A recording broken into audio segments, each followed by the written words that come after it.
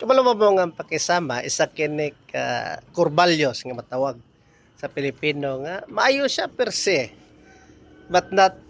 in some cases, no, because kung makita na to karon sa kaning dako ng issue karon kaning flood control, corruption, kung tanaw nimo di magyutanan diha corrupt per se, di na to ma-blame at tanan ang uban diha na buhat lang nila because nakisama lang, nakisama sa boss, nakisama sa padrino, nakisama sa politiko, whatever. So sahay magod because of that value, sahay bisag dili na maayong ginabuhat, pero tungod kay nakisama ka or